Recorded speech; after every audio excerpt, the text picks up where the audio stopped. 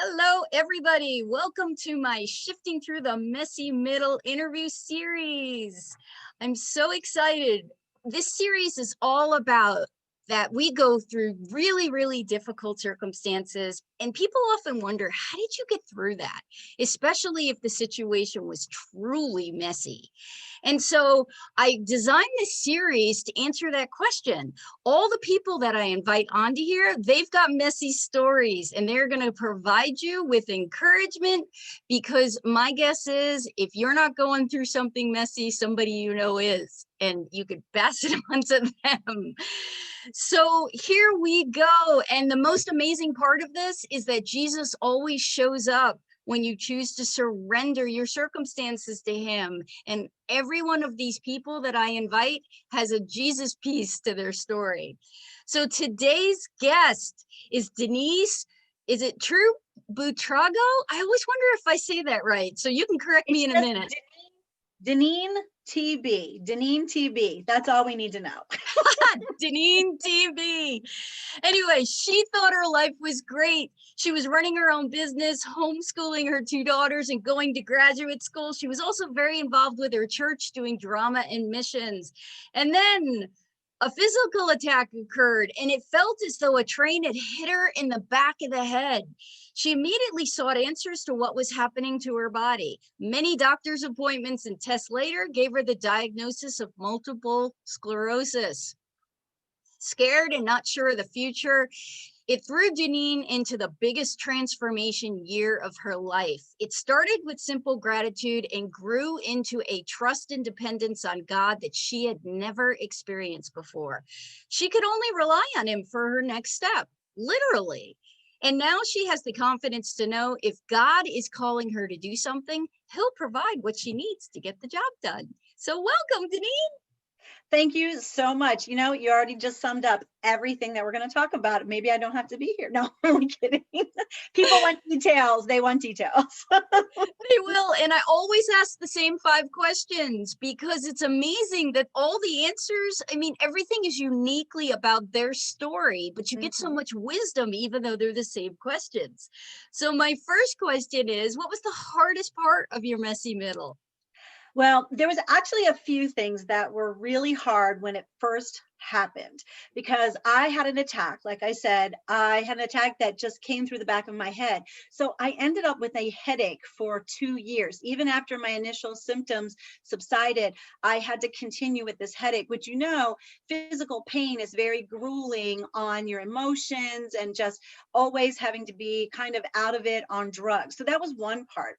Another part was that I started reading too many reports. When you have multiple sclerosis, you should not go read all the stories, because they scare you to death. And it really was hard on me. I had to stop, because there was like these stories of one day I'm walking up a mountain and the next day I can't walk to my mailbox. And I'm like, okay, I've got to stop doing that. But what I really think that was the hardest thing was that I was having a crisis of faith, and I felt like I was being patronized a lot from the community that I was in at the time, the faith community I was in. Yes, I could totally understand that. So what was the significant decision that you made during the messy middle, which proved beneficial to you? And I think you said it in the beginning, in the introduction. I think that when I made a decision to start every day with gratitude, that was when there was a turning point of when I decided to do something different. So every morning, if I could get up, throw my feet over the side of the bed, and stand up, I just gave God thanks that I was able to get up, have enough energy to go and take care of my family, because I was homeschooling. And so I had to learn how to help with my energy. And I remember laying on the ground while my girls did their work around me. So if I could get up and just move and do something, that's where it started. And I think also it was deciding that I just needed to read my Bible. I needed to more of God and more of God and more of God in all of this. Yeah, can't get far without God. I mean, it just, life is better with him for the most Mm, part. Life is better definitely. with him. May not feel that way in the moment, but it is. So Exactly. what would you have done differently during your messy middle now that you can reflect back and look at it? I think I would have really pursued more emotional support and more spiritual guidance. I think I gave up too quickly on that because, like I said, part of my problem was the faith community I was in. I was going to people and I was really getting answers like, well, you should just pray more, or well, you should do this, or a lot of shoulds, right? A lot of you should be doing all of this. And I think I gave up and I just said, you know what, forget all those people. They don't understand, especially after my initial symptoms subsided after about 3 months. People did not see me as having any more problems. And really, I was suffering, like I said, from the headaches, and I was suffering from extreme fatigue. But you didn't really see that because I was guarding my energy. So when you saw me in public, it was different.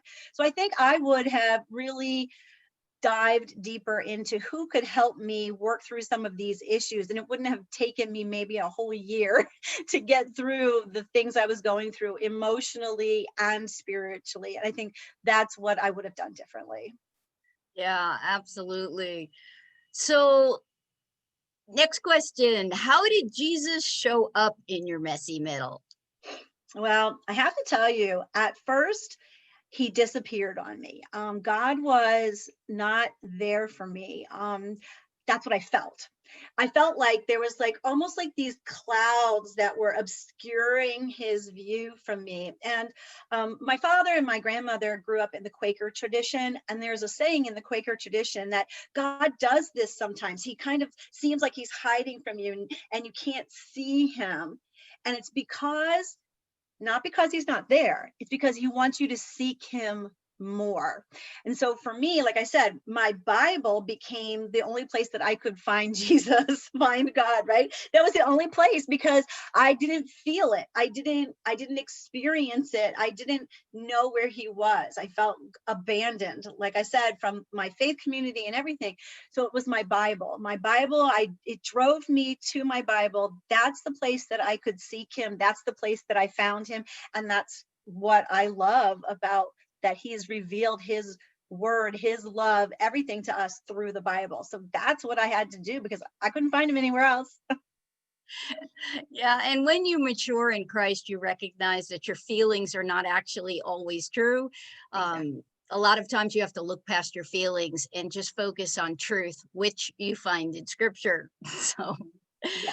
so what is a Bible verse that represented what you learned during your messy middle that you hold on to even today, possibly? Oh, I do. I do. I do. I do. And there's a couple of different places in the Bible that say kind of the same thing, but my favorite one is James chapter 1 verses 2 through 4. And I have it here so I can read it to you. Dear brothers and sisters, when troubles of any kind come your way, consider it an opportunity for great joy. For you know that when your faith is tested, your endurance has a chance to grow. So let it grow. For when your endurance is fully developed, you will be perfect and complete, needing nothing. That's a good verse.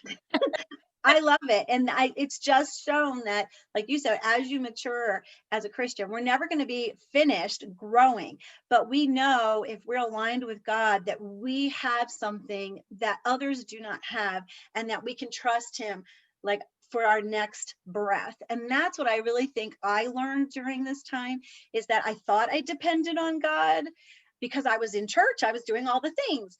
But when you have this type of thing happen to you, you really depend on God because you don't know what's going to happen next. Yes, indeed. All right, last question.